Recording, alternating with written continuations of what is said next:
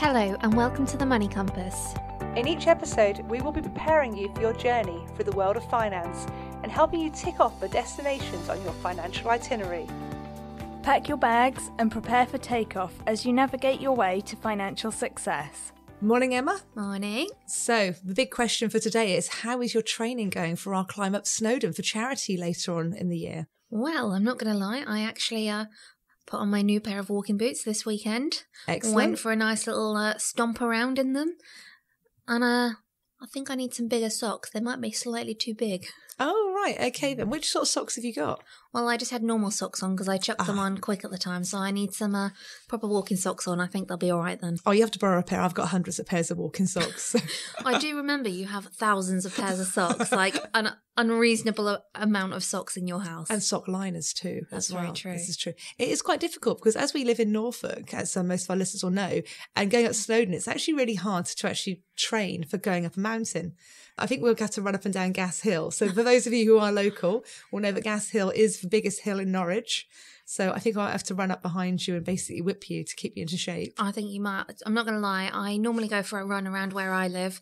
And while you were away, I went for a run near your house. And it is definitely hillier near your house than it is where I live because I could not run. Oh, you didn't run up Church Hill, did you? I think I did, yes. Oh, yeah, I normally run down Church Hill and then go back up the other way. Yeah, it just shows someone that doesn't know the area very well, doesn't it? Depends how brave you're feeling. So excellent. So, well, I have to say I need to definitely do some more training because although I've been doing lots and lots of walking while I've been away, I definitely need to get myself up, ready and at peak physical fitness. We need to have a practice then. And we need to drag Lily out as well. Yes, get we her do. up and making sure she's doing her training too. I don't think she realised what she's taken on. No. This will be a bit of a challenge for her. She'll be fine. I'm sure I'll be fine. Anyway, so today we're going to be talking about knowing your finances. Mm-hmm. So Emma, do you think you know your finances? I'd say I know them pretty well. This is it. So I guess when you look at knowing your finances, what does that actually mean? And I think to me, what that means is making sure that you know what you've got coming in, what you've got going out, Yep.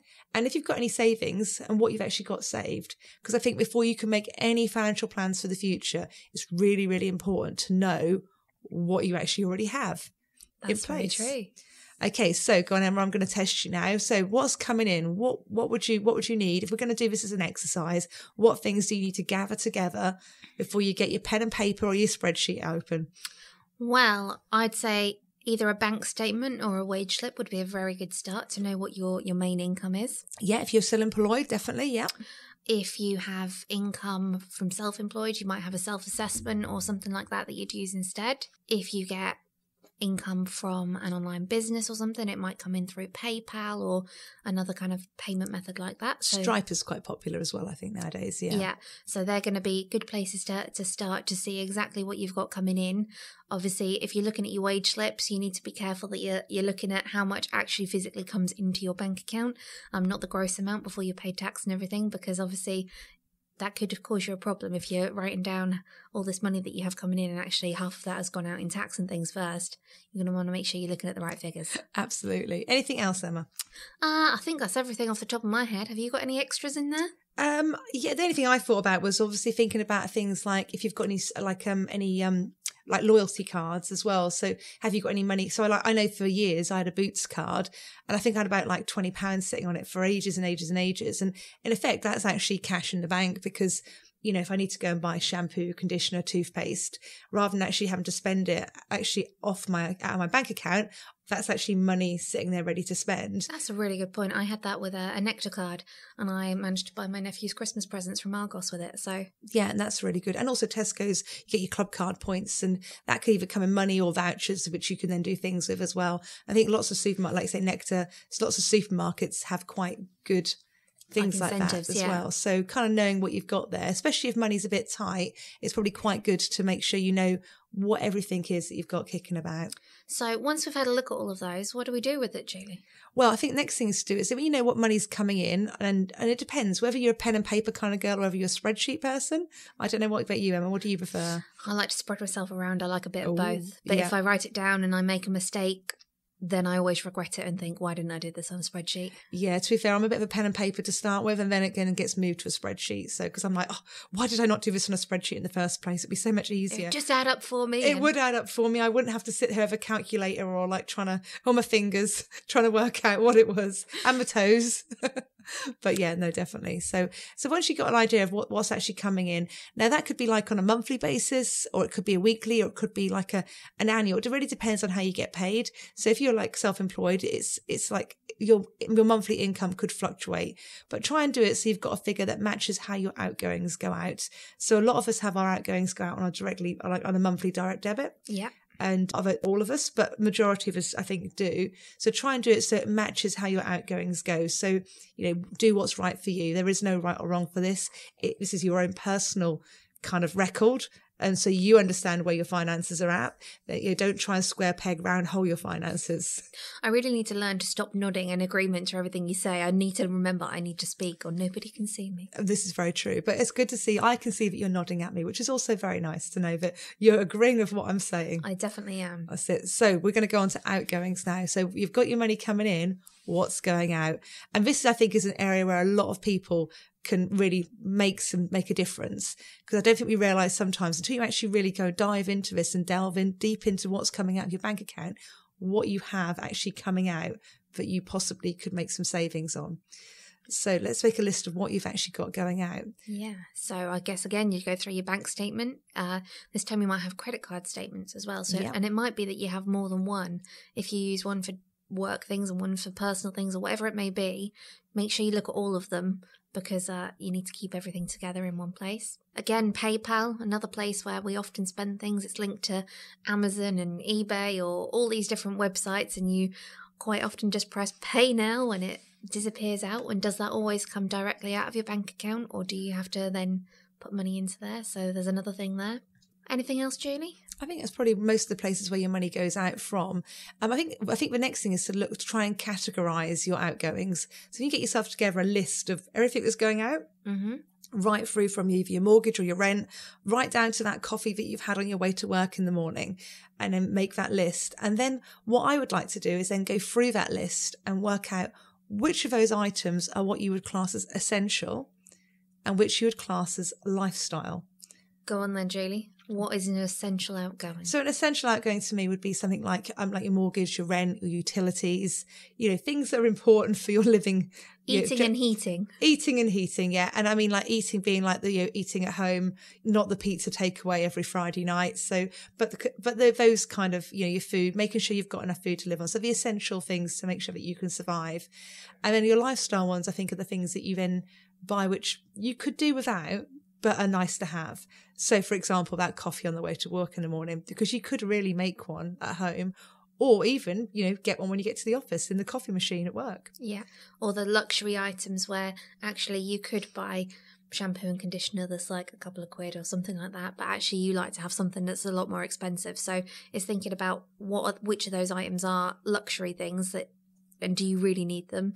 And what's essential. This is it. And I find with my shampoo and conditioner, I always try and get it when it's on offer in Tesco's, because 9 times out of 10 it's on offer. So and when they are, you buy a few, so you've got a few in the cupboard. Absolutely. So by the time I then get round to seeing it's on offer again, I'm then starting to get low, and it's like, oh, it's on offer again, and off I buy it again. So I think you can make some savings there. It's just definitely. being savvy, isn't it? Yeah, I must absolutely. admit, when you have to pay full price, though, you do then think, God, this seems really expensive. No, absolutely. I know what you mean. And like, because I'm obviously older than you, Emma, I have my my vitamins every day. And I find that the vitamins are really expensive. So I always wait till it's on buy 2, get a third free in Tesco's. Mind you, 9 times out of 10 when I go in, it is like 1 box left or there's 2 boxes left. But yeah, I always try and get it when it's reduced so I can then save a bit of money, because otherwise it really adds up. So once we've got our list of lifestyle and essential outgoings, what do we do with them, Julie? Well, I think then your lifestyle ones is look at where you can this is where you can then look at making some savings when you start making your plans for the future. But obviously at the moment for this episode of the podcast, it's just basically making those lists and being aware of what you really need to spend and what you don't need to spend. So, I mean, and also I think one of the things to remember is that what might be like an essential for you might not be essential for someone else. Mm-hmm. So I think a good example of that is going to be like the internet, or having a computer. So when I grew up, now I know I'm obviously old, we never had a computer at home, and probably I never had a computer at home until about probably 10 years ago. And even now it's a work-related computer. I don't feel I really use it for anything other than work. So whereas for other people, so for example, Sophie in the office, she said the other day that it was really important for her that if the internet went down, it would be like the world had ended for her, because it's a really important part of her lifestyle at home. Yeah. So for her, it would be an essential, whereas for me, it possibly wouldn't be quite so much of an essential. And like I said to you earlier, my auntie and uncle, they said to me the other day, we don't have Wi-Fi at home or anything. As long as I've got enough internet on my phone to send a couple of pictures, or receive a couple of pictures of the grandchildren, I'm not worried about it at all. This is it. So again, so what you might think of as essential, other people might not. What you consider lifestyle, other people might think is essential. So, and again, this is why this list it isn't easy for you to just kind of like copy a list from someone else. This is very, very personal to you. And I think when you look at that list, this is when by knowing what your outgoings are, knowing what you perceive as essential and what you perceive as lifestyle, that's really, really important. So making that breakdown means you can then go on to do other things. Yes, it does. So, another thing when we're looking at ingoings and outgoings is also things like your credit score. And I have to say, I hadn't actually checked my credit score for a couple of years, which is obviously quite naughty of me. And when I was writing my book, I was looking at researching credit score and making sure that I was up to date on everything that was going through. When I checked my credit score, I was, well, not exactly surprised, but to find my credit score was actually quite low, because I don't actually have a credit card in my name. Because I'm married, we have joint credit cards, and I'm the second named person on the account. So I then had to go and get myself a credit card, which I've used very, very lightly, which then helped up my credit score. Yeah. But Emma, I know that you've got your credit score on your phone, on your app, which I now need to do as well. So it's not something I necessarily need, but it's just one of those things that it automatically does it and pops up every month and says, this month your credit score is blah, blah, blah, blah, blah. So this morning I just had a look on there just out of curiosity to see what it was. And it tells me that the UK average credit score is 585 out of 1,000. In our local area, the average score is 616 out of 1,000, and I'm quite pleased that mine's actually not quite high. It's 670, so it's higher than the average. But it's interesting to have a look on here, because it's actually popped up to say something's been added to my credit file, and it's not something that I recognise. So without this app, I would have never known it's there. So now it's flagged up to me. It's something I'm going to look into to find out what that is. Is it something that I've actually done? Is it a mistake on the file? What is that? So I think it is really important to keep check, because if I hadn't have noticed that, if it is something that's detrimental that isn't necessarily even meant to be for me, I wouldn't have known. So come next year, I might be looking for a mortgage and they say, oh no, you can't have one because of this on your credit file. And I'd have been like, what? And it could have put me in a really awkward position to then have to try and sort it out at the time. So at least I can kind of be proactive and sort that out. No, absolutely. And I think it's really important to kind of keep an eye on your credit score. And like, as you say, a monthly check is, that's fine. You probably don't need to be checking it daily, but certainly just having an eye on it and be able to keep out for, dodgy items that you're not expecting. And like I say, I would never look unless it was on my phone and it automatically popped up every month. I'd forget about it. So it's a really handy thing that it just reminds you. Yeah. Ta-da, I'm here. Absolutely. No, that's really good. And another thing to think about as well is we've obviously looked at your income, we looked at your outgoings, we looked at making sure your credit score is good. Obviously, when you're making your financial plans for the future, that's something that you might definitely need. But it's also, what do you already have in place savings-wise? And that's savings, investments and pensions. Have you got, now who remembers those little building society books? Yes. Yeah. So love those. I was going to say, how many of those are still kicking around in drawers from places? Now, they reckon the statistics are that there is actually £850 million of unclaimed money sitting in banks and building society accounts across the UK.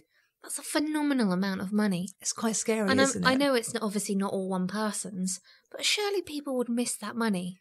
But I guess it's kind of like a couple of pound here, and kind of like, it's probably quite easy to kind of build up if you think about it. However many accounts must there be? Just old accounts sat there doing nothing. And it's interesting. I wonder how many of them are those little building society books. Oh, definitely. I reckon a lot of them are. So I don't know what the percentage is, but I would say there's a lot. But I've got even more scary statistic for you. Okay, go And this on. is something we could all do, make sure we look after. And there is actually £19.4 billion in unclaimed pension pots in the UK. Wow. Think of how many people could have the retirement that they always dreamt of if they just kept track of that money and went and found it. Yeah, absolutely. And they only reckon that, so when there's only 1 in 25 people instinctively think to tell their pension provider when they move house or get married or do anything changes that they might need to let them know about. Wow. And we see that a lot We as do, well, yeah. because we have clients who they get their pensions and they're like, and it's in a maiden name, sometimes 2 marriages later. It's kind of like, Or I've moved house 3 times since then. So it could be this address, or it could be this address, or it might be this one, or this is it. So it is kind of like a thing. Whereas if you can keep on top of those, so I guess if you've got pensions or you've had pensions in the past and you haven't seen an annual statement, because it is a requirement to send an annual statement each year. Obviously, they can't do that if you've moved house and not told them, because it's going to be gone away on their file. You know, it's a kind of a case of maybe tracking it down. So go back through your past, go back through where you've worked, check to see whether or not you would have had a pension at that time. Basically, see if you can track them down. You know, sometimes it's definitely worthwhile. Or you might have got the old paperwork from 10 years ago kicking around still. And you might be like, oh, I haven't seen anything about this recently. I wonder if this still is there, or did I do something with that? Or you never know how much money is actually sitting there, because over time, money grows and, you know, you might find you've got a surprise. It's incredible how many clients we have that come in and say, I found this paperwork. I don't know if it still exists. And they can have, I've seen them like up to £100,000 in a pot that they've had sat there that they just forgot about and didn't know. And it's incredible that someone can not know what they have. This is it. We had a client last year who didn't think he had anything in his pension. And he'd moved house and, you know, hadn't had a statement. When we actually investigated, it was £120,000. You know, I'd love to have those problems. Unfortunately, I think I'm too organised, so I don't think I've got any hidden pensions. But, you know, it is out there. And, you know, that's money that's actually yours, which is basically sitting in an unclaimed pot. So, you know, if you've worked somewhere, you think you've got a pension, you haven't had a statement, you've moved house, it's really worth just kind of like going back through, working it out and backtracking and see if you can track down these pensions. Not saying there's going to be a huge amount in them, but at least they're coming to you and they're not going in that unclaimed pot, which eventually ends up with the Treasury. Yeah, don't want them to have it. No, this is it. If that money's yours, then you definitely need to be trying to get hold of it. But yeah, so I would definitely say I think that's a massive take home as well. I must admit, that's something I do every year. As in, throughout the year, obviously I know how much I'm saving on a regular basis into different places. But every year, kind of at the end of December, I have a little book that I write in it how much I have in savings in all the different accounts, and then in total how much I have in savings and investments and how much I have in pensions. And don't ask me why I do it, because it doesn't necessarily change what I do or change my plans or anything, but it just helps me keep track. And it's nice to look back over the years to see, oh wow, I managed to put this much away this year, and oh, I saved really hard this year and I've done this, and oh wow, I'm going to actually be able to achieve this now in X amount of time. I've been able to do that. So it's just a nice record to have and look back on as well. Yeah, no, absolutely. And I think it does make a massive difference keeping a record, making sure you know, even if you're not going to spend that. So like, for example, your pension, you're not going to be able to get hold of until you're potentially 57. Yes. But, you know, it's still your money. It's still part of your future. It's still something you can use as part of your plan when you're making long-term plans for the future. Most definitely. And it's always important to keep a track of it. So we've mainly talked about personal finance today, but one thing we probably just need to touch on is business finance. And I think really what we've just discussed, all of what we've talked about really applies to business finance as well.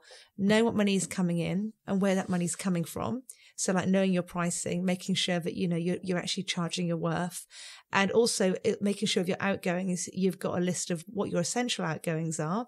So if you've got an office, your essential rent for that office, or, you know, if you've got a mortgage on it, or, you know, like your IT support, those kind of things that you have. Staff, the wage. Oh, yeah. All those kind of things. And also what your work style, this is called work style, your work style expenses are as well. So, you know, again, what's important. And I think sometimes what we call work style is sometimes quite important. So for me, I think we spend things on work style things, which are about team building. Yeah. And some of that I think is actually quite essential, because team building is a really, really important part of the business for me. And I think, you need to be thinking about those kind of things. But then it's one of those things, if you needed to scale back, rather than doing something every month, you might only do something every other month. This is it. And rather than buying Costa, you go and buy a box of hot chocolate. You can do different things. You can kind of like, rather than buying a round of Costa, which might cost you 20 quid or 30 quid, you go and buy a nice jar of the hot chocolate for £5. Some milk and... Yeah, this is it.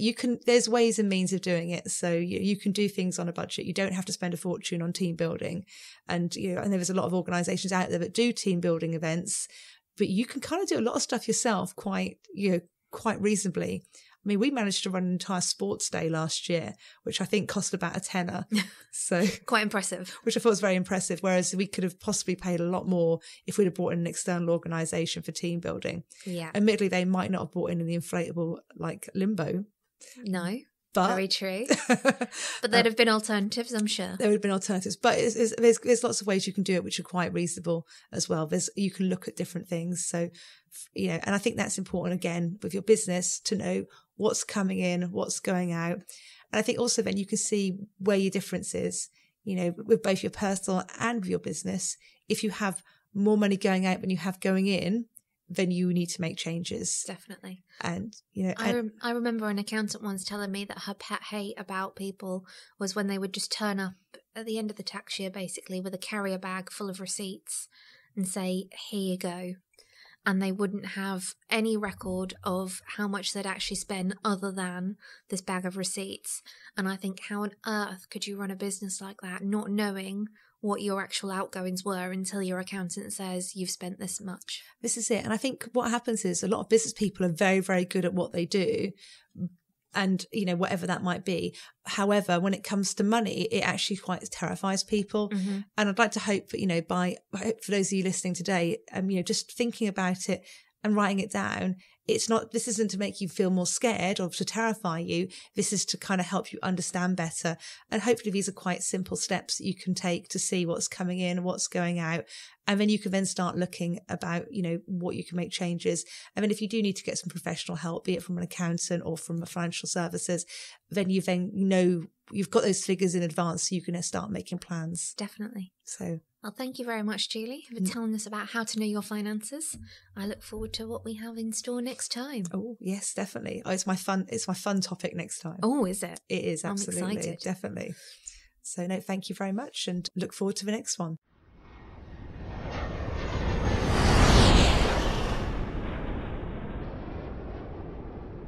And with that, we've completed today's episode. We hope you have enjoyed following along with us today and taking another step closer to a financially secure future. If you've enjoyed today's podcast, you can head over to themoneycompass.co.uk, where you can find out more information, hints and tips from today's episode. If you'd like to get more involved, share your own experiences and learn from a friendly community on a similar journey to you, why not join us in our Facebook group, The Money Compass, where we will support you in navigating your way to financial success. Thank you for listening, and see you next time.